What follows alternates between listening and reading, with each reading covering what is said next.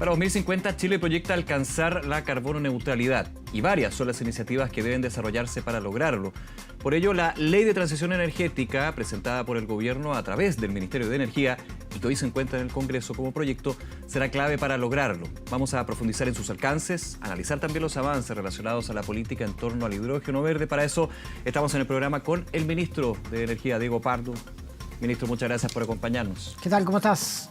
Bien, a ver, hablemos un poquito de cuáles son las expectativas que tienen con el proyecto de transición energética y cómo también va conversando con este plan de descarbonización.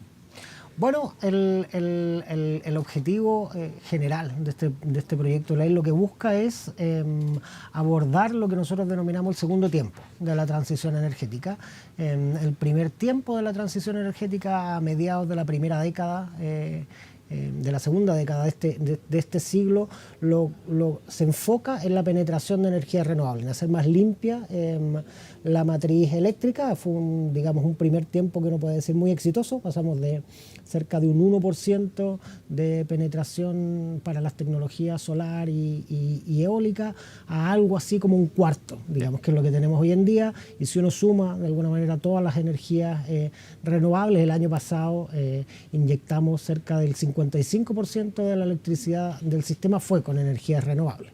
El tema es que el otro 45% que necesitamos sustituir no solamente supone energía, ¿cierto?, sino que también supone otras prestaciones para el sistema eléctrico que son más difíciles de sustituir. La flexibilidad es típicamente un atributo que tenemos que empezar a intencionar con más fuerza en nuestras políticas públicas y por lo tanto, este proyecto, el proyecto de ley de transición energética, busca hacerlo a través de 3 pilares.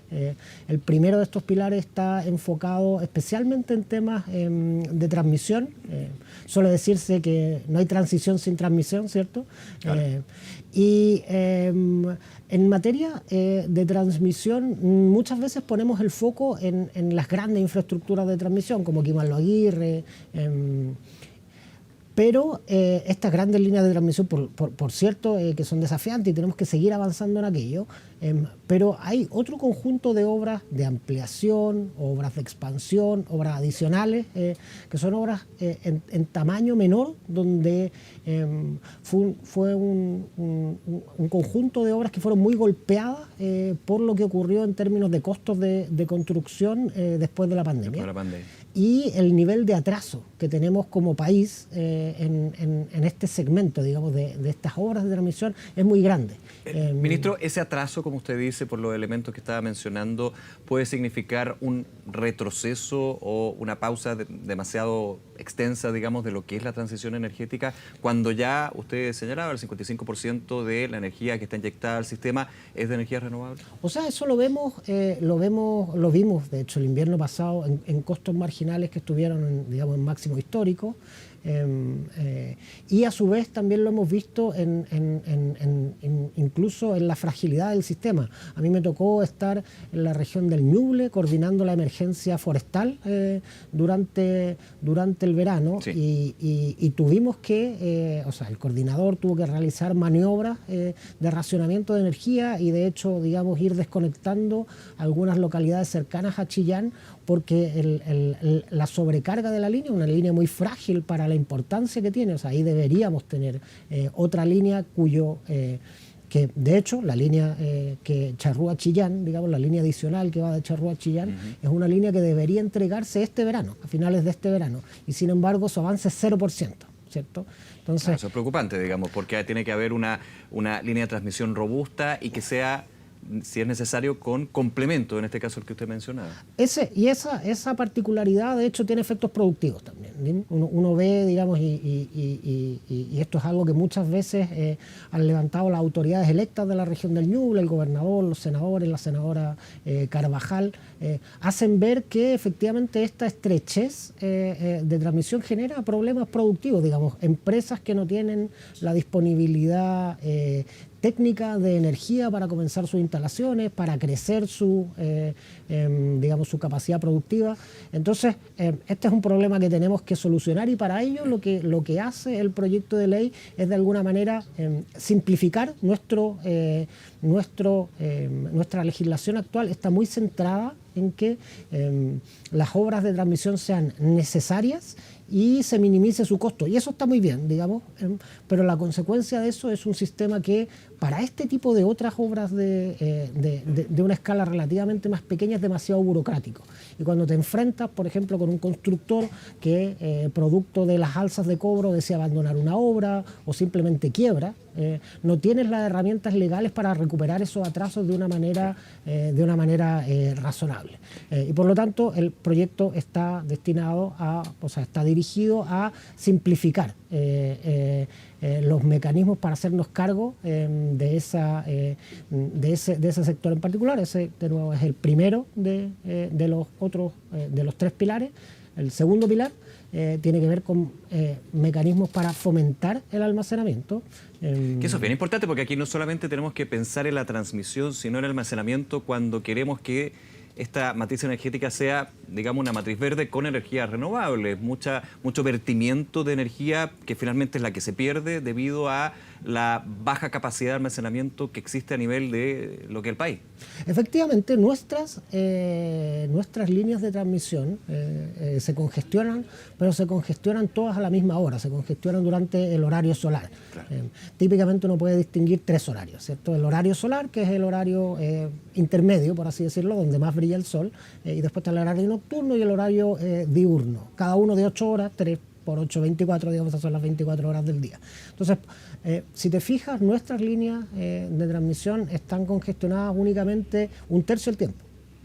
En los otros 2 tercios del tiempo hay capacidad para mayor transmisión. El punto es que la energía solar no tenemos hoy en día los medios tecnológicos, las instalaciones para almacenarla. Si consiguiéramos almacenarla, entonces el retiro de unidades térmicas se facilita tanto en términos de la operación del sistema en su dimensión de seguridad, como también en términos de precios. Digamos, la energía, la energía solar almacenada es igualmente más barata que la energía generada a partir de combustibles fósiles, especialmente con los precios de los combustibles fósiles que hemos visto desde... O sea, primero, producto de la estrechez internacional de las cadenas de suministro en la pandemia, y posteriormente con la invasión de Rusia a Ucrania. Entonces, ser capaz de almacenar todo el potencial solar que tenemos como país es algo muy importante, tanto desde la perspectiva de la seguridad, para poder retirar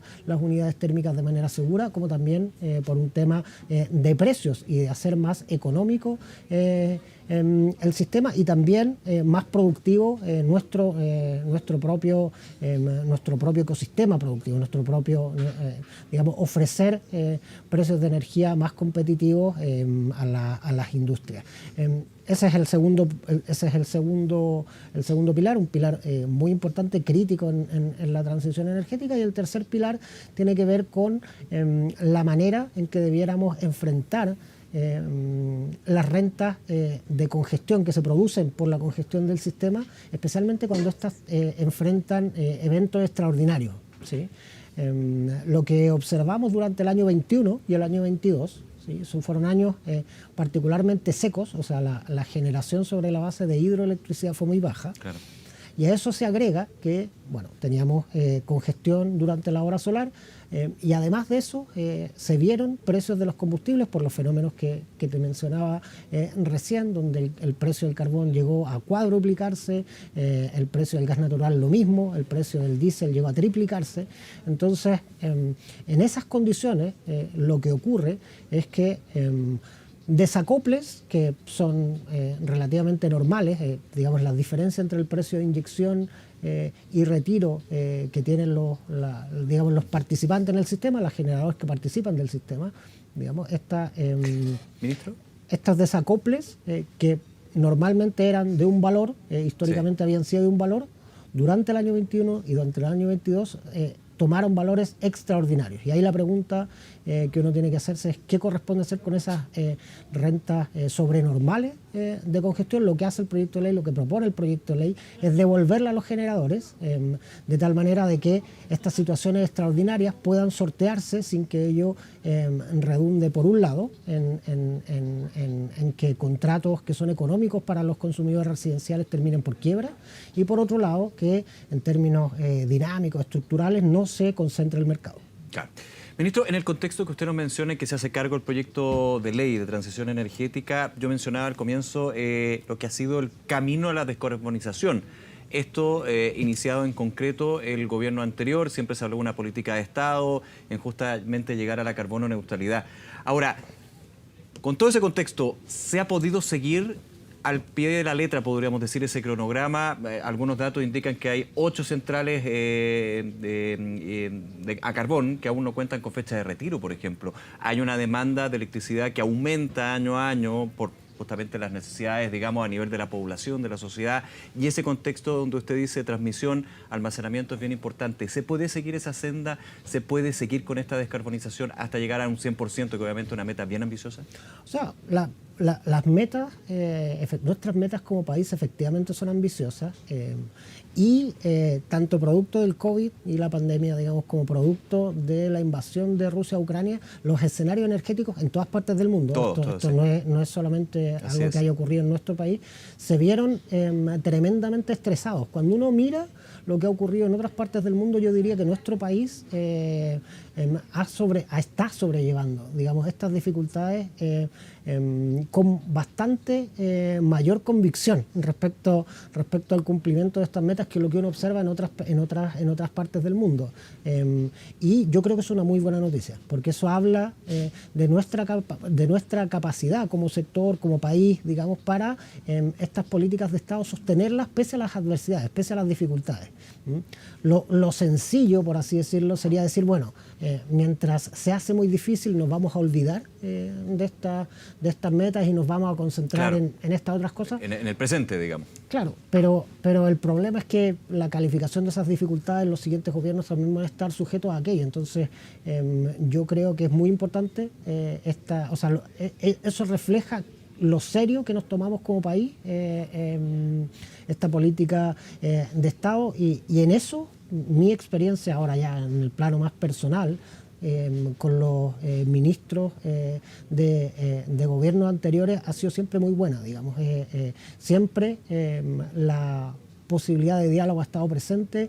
El ministro Jovet participa, el exministro Jovet participa del comité estratégico de hidrógeno verde. Con la ministra Jiménez también me ha tocado conversar en reiteradas oportunidades, lo mismo con el exministro Huepe, con el exministro Pacheco, el exministro Rebolledo, que hoy día nos representa en la Organización Latinoamericana de Energía. Así que esto es realmente muestra el compromiso que tenemos como Estado en nuestras metas de carbono neutralidad. Ministro Diego Pardo, ministro de Energía, gracias nuevamente por acompañarnos en Reporte Minero y Energético. Que le vaya muy bien. Gracias a ustedes, feliz cumpleaños por el programa y nos vemos pronto. Ya, pues que esté muy bien, hasta luego. No olvides suscribirte a nuestro canal de YouTube.